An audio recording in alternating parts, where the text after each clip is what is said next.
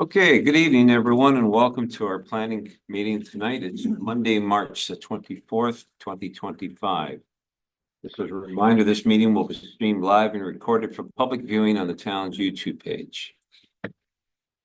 We acknowledge that this land on which we are gathered today is part of the ancestral land of the Chippewa, the Ottawa, and Potawatomi peoples, referred to collectively as the Anishinaabe. It is through the connection of the Anishinaabe with the spirit of the land, the water, and air that we recognize their unique cultures, traditions, and values. Together, as treaty people, we have a shared responsibility to act with respect for the environment that sustains all life, protecting the future for those generations to come. I would remind you, Council, if you have a pecuniary interest, to declare it at the proper time. Clerk, do we have any delegations? No. Okay. Okay, Council, let's go to item number 5.1. I'd like to welcome Jesse Ospitz and Joe Nethery, NPG Planning Solutions, to give us an overview presentation on the town of Plympton-Wyoming zoning review. So welcome, Jesse and Joe. Who's going to take lead on this one first? We'll go up together. Go together? Okay, that's great.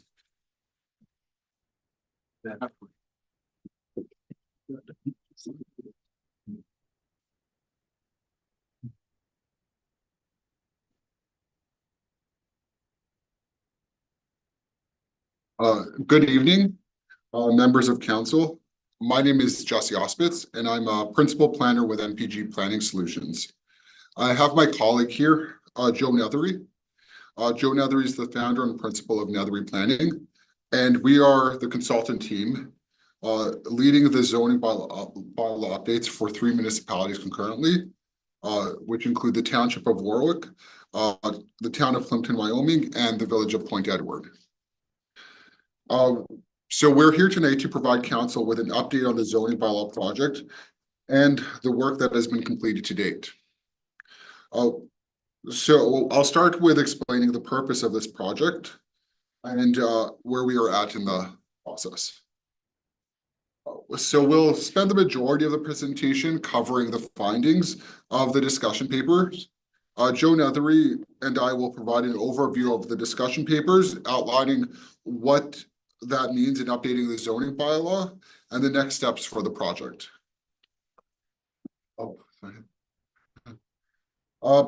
Before we delve into the details of the work that is completed, I wanted to take a step and provide an overview of the zoning bylaw reviews and why it's needed. So first, I want to point out there's been several changes that have been made. So, for example, Bill 23 now permits 3 dwelling units as of right. The provincial policy statement has also, provincial policy statement has been replaced by the provincial planning statement, which also now allows for additional residential units and within the agricultural areas. There's also new provincial regulations that set out standards for additional residential units, such as height, such as various setback requirements and other zoning requirements. Zoning bylaws are required to conform with county and local official plans as well. The local official plan provides broad direction on permitted uses throughout the municipalities and zone standards regarding height density, among other matters. It's important to review the zoning bylaw, so it's up to date with contemporary planning and development standards, and also to ensure it works for what is being built. For example, the zoning bylaw may need to permit a new type of development that is being built in the municipality, but may not already be permitted as of right. Or there may need to be updates to matters such as parking. So updating the zoning bylaw makes the planning and development process much more efficient, reducing redundancies, and overall it allows for more housing to be built and reduces timelines where they're unnecessary, where time is unnecessary to be spent. All of these factors contribute to the need for updating the zoning bylaw. So the zoning bylaw updates are in a few phases. So the first phase is the preparation of discussion papers. So these discussion papers have been completed. Following this phase, we will be preparing draft zoning bylaws.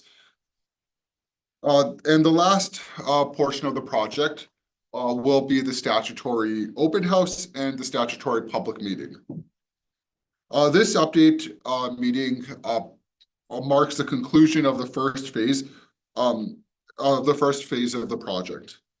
I'm going to hand it over to Joe Nethery at this point to introduce the discussion papers. Awesome. Thank you so much, Jesse. Good evening, council. Thank you so much for having us tonight. As Mr. Auspice just stated, these discussion papers have been prepared are effectively the roadmap for what we would be coming forward with as recommendations for updating the town zoning bylaw itself. For this, I'm sorry, so within the town itself, we have 11 papers that have been prepared with each with those a series of recommendations. That was repetitive, I'm sorry. In terms of paper number 1, common administrative and customer service items, we are routinely asked when we do work like this about making the zoning more user-friendly, easier to read, easier to understand. Understanding there's a broad list of stakeholders and users that are relying on zoning. So we have in that paper outlined for how we wish to set up the zoning bylaws themselves, some of the key texts that help set up zoning as a service and those internal workflows at the town itself. One item that you will see in that paper is that we are recommending a repeal of the current zoning bylaw and replacing it with a new one that allows us to take advantage of a few powers buried in the Planning Act from an overall service delivery perspective. And also saves you getting a multi-page amendments that says delete this, replace this, swap out that, add this, add that. Here's just a fresh document for everybody to have a look at. Within the definitions paper itself, the project team has gone through the existing town bylaw definitions to identify some recommendations for where we can make some improvements in those regards. Generally speaking, and not uncommon for zoning of this age and projects like this across Ontario, we are looking at making some recommendations that would reduce some of the repetitive items, collapsing things into like terms, so there's less overall heft in the bylaw itself. There's some outdated language in a few places where the policy language has changed, where some of our approaches to dealing with issues have changed, that the town, of course, benefit from in our recommendation in a zoning bylaw going forward itself.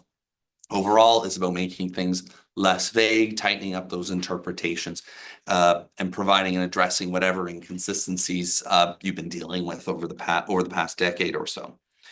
So a key part in that work and in any of the work that we are undertaking on this project is that the zoning bylaw, the new zoning bylaw and its amendments thereto, all have to conform to the town's new official plan. So if the official plan says we can permit something or we can do something, the zoning can go up to that limit. It can't go beyond that.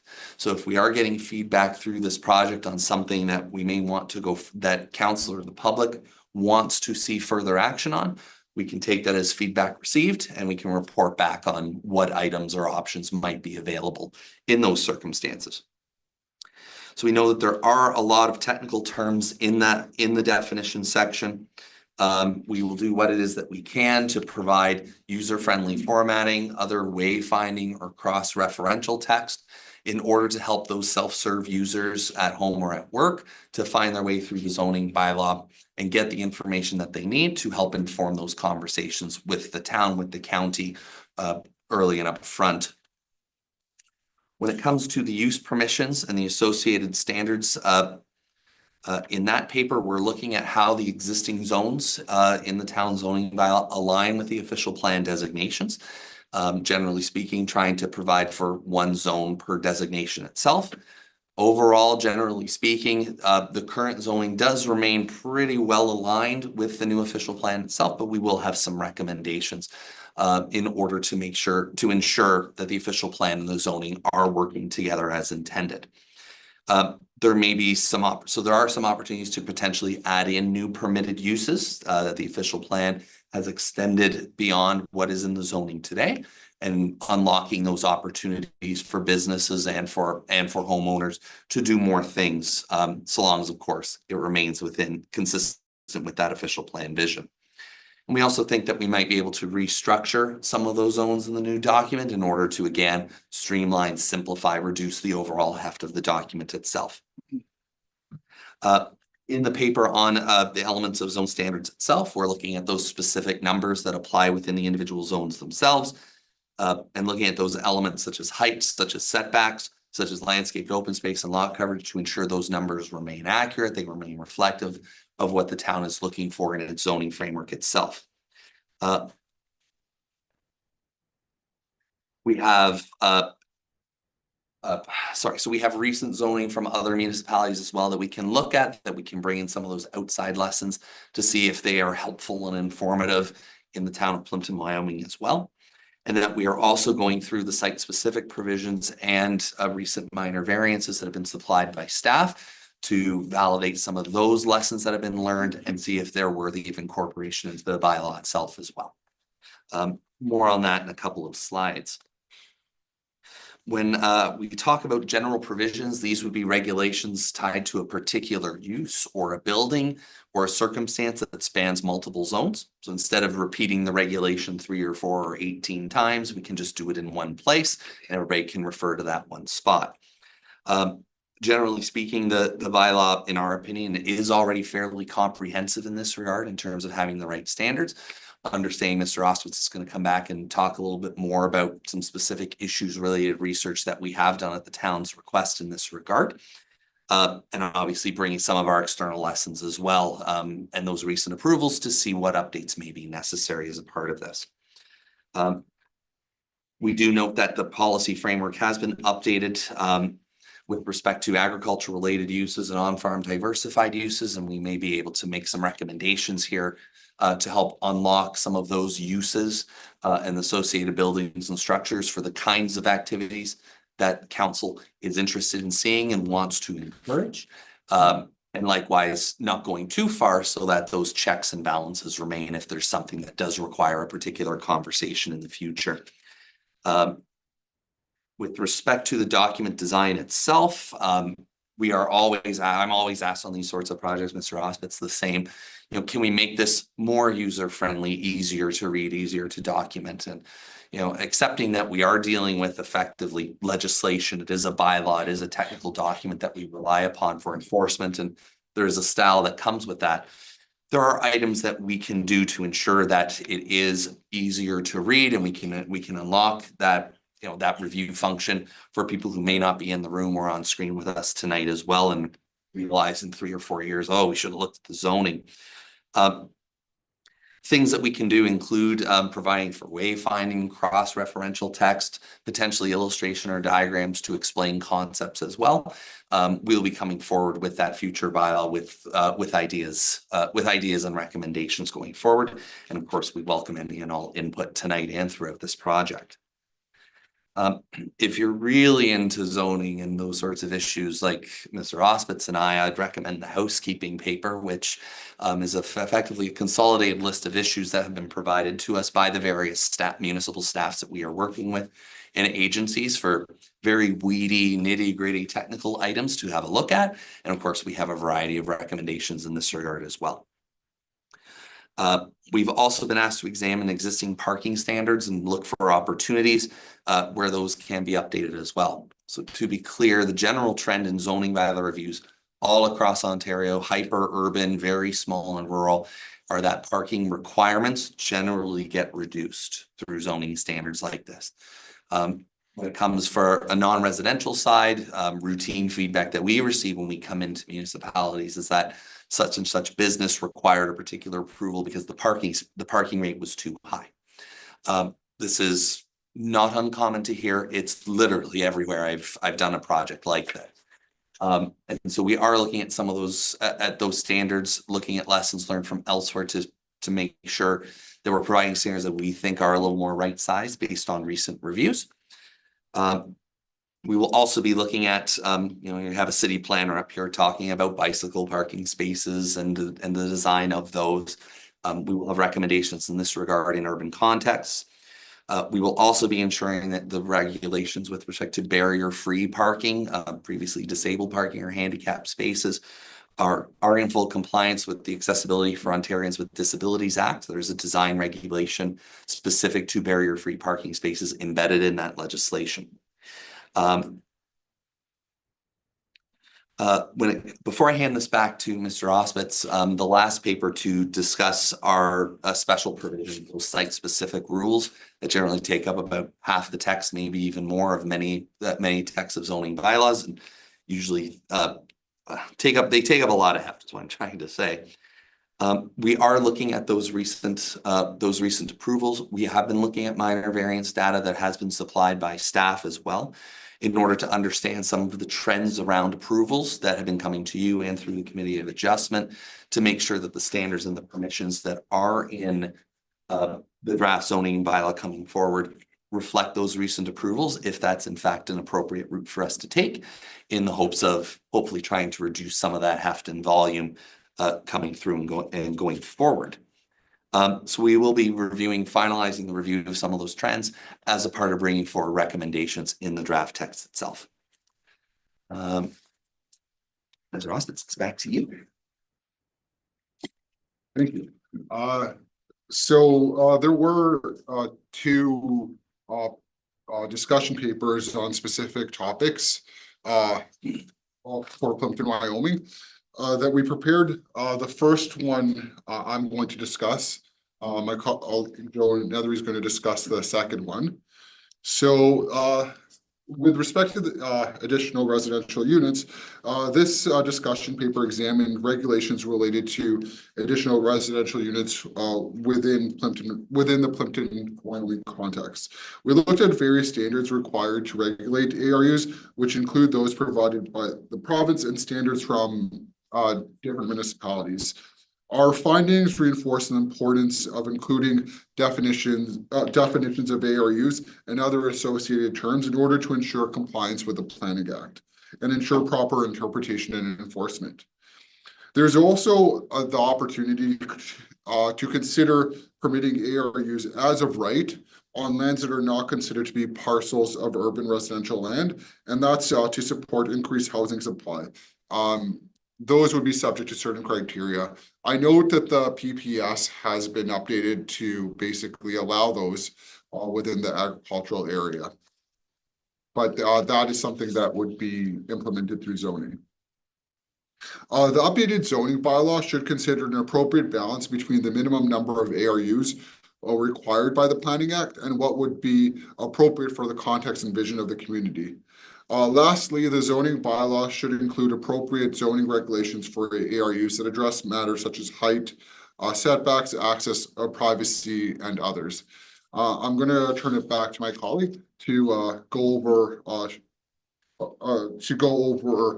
shoreline zoning. Yes, and so this is the very focused discussion paper that fell to me to have a look at, and part of the reason that's the decision we made as a project team is that we understood that this is a particularly challenging issue for the town at present.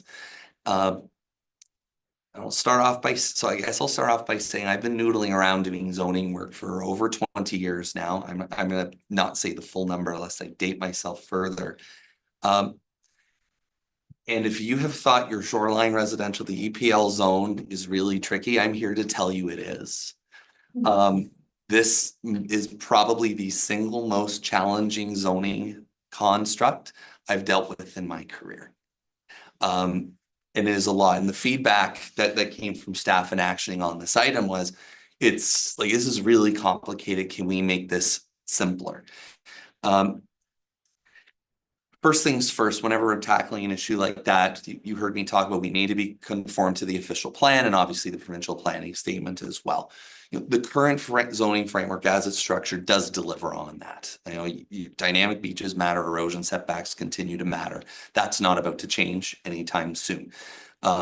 So we need to be cognizant of that general approach, which the town is already doing. So we're off to a good start in that sense.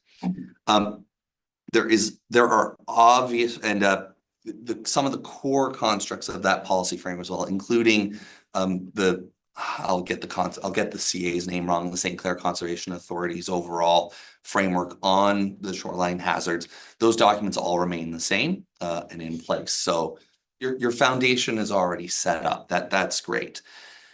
So while I'm coming to you saying on initial research that I think the initial policy work is basically taken care of with what you have today, there's obviously a very significant opportunity here to streamline those regulations, to present them in a different way that makes them easier to understand and easier to communicate. So that is the core goal on this discussion paper and in the first draft zoning bylaw itself. The hope being that with hopefully shorter tables with more information consolidated in, with some supporting text embedded alongside those tables to reduce some of the elimination, we can communicate the same amount of regulatory requirement and information in a shorter way, in a simpler to read way that hopefully makes it better to read. But to be clear, you will continue to have a complicated policy framework and construct there because of the provincial planning statement and the new official plan itself. Did I call it the right thing? Provincial planning statement and the current official plan as well. So there will need to continue to be some detailed regulations in this regard. And I'm here to say that's a lot of really great work that's been done over the fullness of time. What we're hoping to deliver on this project is an easier way to communicate that information out to the broader public. And as much as I've talked about cross-referencing and wayfinding as a way to improve things, sometimes that can go a little bit too far. The current text might be an example of that, but I think you'll like what we come back with in that first draft document. I'll turn it back to Mr. Auspice to finish bring us home. Thank you. So following these presentations on our discussion papers, the next step of the process is to prepare draft zoning bylaws. The draft zoning bylaws would be shared with the public, and the purpose of that is to provide them with an opportunity to review and provide feedback. There would also be an open house and a public meeting. These are statutory under the Planning Act. We will review the feedback and incorporate where appropriate in the final zoning bylaw, which would be presented to council. So this concludes our presentation and the status of the project to date. We are happy to answer any questions that council may have. Well, thank you, Mr. Auspice and Mr. Nethery for your very enlightening presentation. I'm still getting over that word noodling. I would also, before we move on, I'd also like to recognize Mr. Wyoming, who is a senior planning official for the county that's with us this evening, as well as Corinne Nada, that's carries many hats and jobs at the county. And thank you both for taking time out of your evening to be with us here as well. Okay, council, if you have any questions, I'm going to begin on my left. Councillor Wolbett, anything for you at this time? Just preparation of the draft zoning bylaw. You said you're going to prepare a draft and then you're going to present it to the public. Will it be presented to council before the public? Draft. So that's something we're going to be coordinating a little bit more with staff on the appropriate way to present the materials. Because just my opinion, but be better maybe that we have a look at the draft before it goes to the public. In case there's anything in there that we would like to see changed before it gets to the public. That's all. And I'm not sure the rest agree with that, but that's just my thoughts. The other thing, I'll just back up here a little bit to the additional residential units. Now that's has been a big topic of discussion here. I believe at this time we're allowed to have up to 3 on a residential lot. Some of the stuff talked about here was, yeah, but what about the sewage systems? What about the water systems?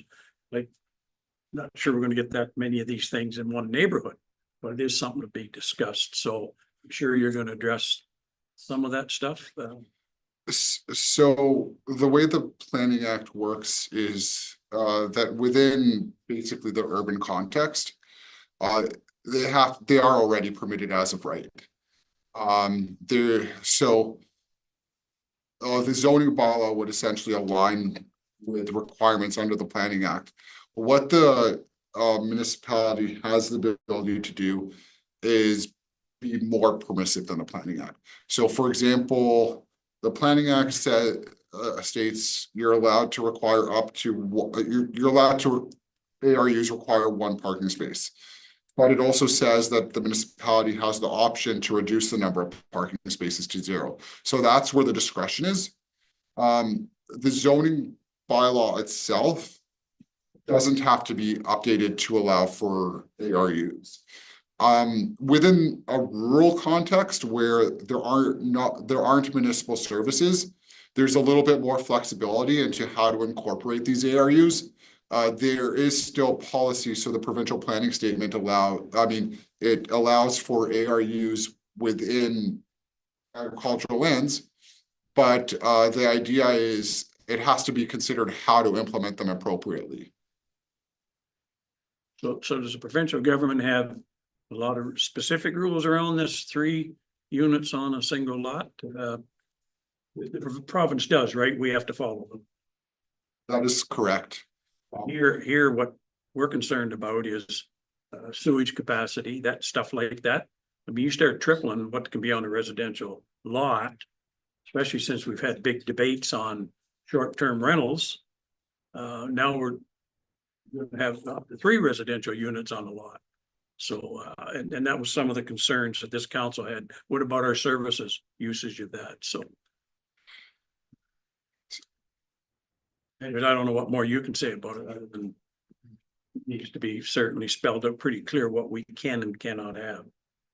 Mr. Sabansky, I think you had a response to. Just to Councillor Wolowit's first comment, yes, we'll definitely work with County Land and Planning Department and MPG to facilitate council being able to receive a draft copy. That way, if there's anything in there that council deems to be a challenge, we can address it prior to going to a full public meeting. Good. That's all I Anything got. else, Councillor? That's all. Thank you, sir. Deputy Mayor? Yeah, we're gonna have a whole new document, but we're not going to see what's taken out or put in or anything like that. I wouldn't mind seeing that sort of thing, because I don't want to read the whole old thing and then read the whole new thing to find out what was left out or what was put in. I want you to tell me what that was, if that's okay. It would make it simpler for me to understand the new zoning bylaw, I think. No? Yes? Your auspice.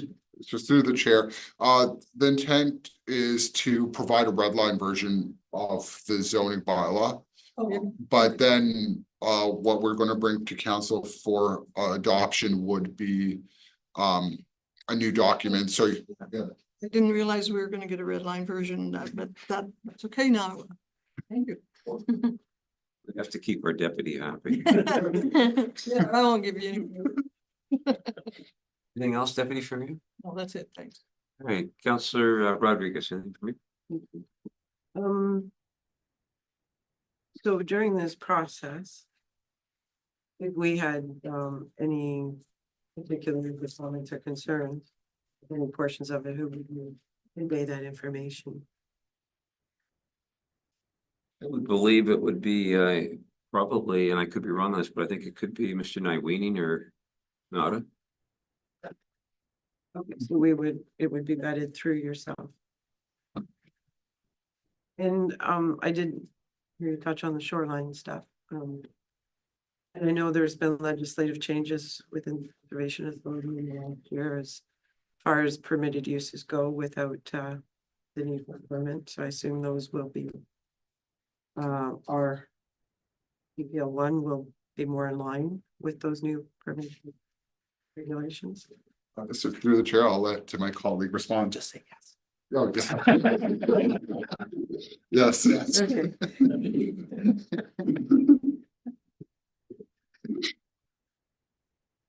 Thank you. Councillor Vacy? I have no questions. The deputy mayor took mine. Thank you. Councilor Bolger. Nothing further. Thank you. Thanks very much. Okay, anything from our senior planner or Ms. Nada, anything for you? Ed, Me, Maria. Maria? We'll be happy to take any concerns or issues that council has and put those under advisement and respond back. Absolutely. Anything else from any of our staff? Okay, well, thank you both very much for coming here this evening and for this on your schedule, and we're looking forward to the draft and the public meeting. You have an idea roughly when that would be, or you have a rough timeline? Sure. Through the chair, we are going to be coordinating with municipal staff on the timing for that. And we'll follow up with that. And this whole thing will be probably done in this year, this calendar year. That is what I anticipate at this time. Well, as long as we have an idea, that's good. Great. Okay, well, thank you again. Appreciate that. Okay, council, let's go to item number 6, staff reports. Anything, clerk, added to that? Georgia. All right. Where that close? Bylaws, anything under government? Georgia. Correspondence items, anything under that? Nothing for action required. Okay, let's go to item 9.1. I have a motion by Deputy Mayor McEwen, seconded by Councilor Wolvette, that correspondence items A to C related to recommended reading and routine approval and information items not otherwise addressed by resolution be noted as received by the Plympton-Wyoming Council and filed accordingly. That's A to C. On my right, anything at all? On my left? Deputy? And minor variance A002 of 25 for the township of Enniskillen. I'm not quite sure why they need a variance. So, Councilor Rossi? Your worship. So this was an application that came to the township as a result of severance of 2 parcels, and then they were remerged. So there were actually 2 homes that were previously on separate parcels that ended up being 1 parcel. So due to the changes, the current zoning based on the 2014 PPS, and it didn't really specifically allow for additional residential units other than second dwelling. So there were restrictions in terms of sizing, gross floor area, and limited the issue of limited scale that's addressed in the 2024 provincial planning statement weren't reflected in the current zoning. So the applications were discussed at council for more direction on additional residential units on agricultural lands. So it was an interim measure while the comprehensive zoning bylaw is amendment being drafted to address those issues more fully and in compliance with the new PPS. Okay, good, thanks. Yeah. That's all. No, Councilor Wolvette, anything? Okay. Hearing nothing else, I'll call for the motion. All those in favor? Period.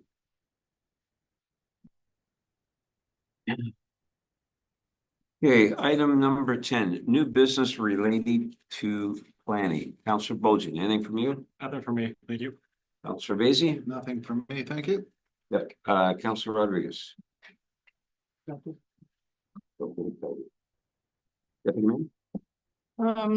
New business, but you know what, I'm glad these guys are still here. I will mention something. Let's keep as much agricultural land, agriculture, please.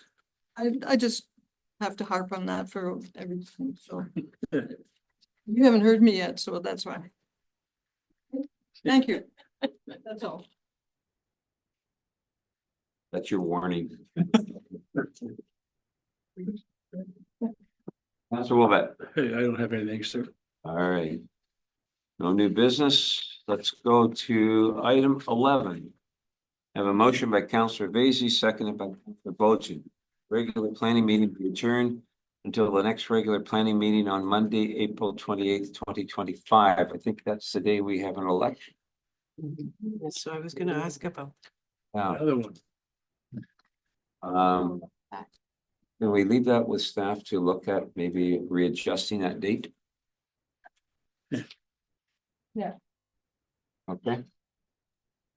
Some work for you, Mackenzie, to figure that, right? Well, we're just gonna have this motion to adjourn and with a new date to be added. Counselor Basie and both. All those in favor? Carried. Those that are joining with us virtually, thank you very much for being with us this evening. This meeting is totally adjourned. See you on Wednesday for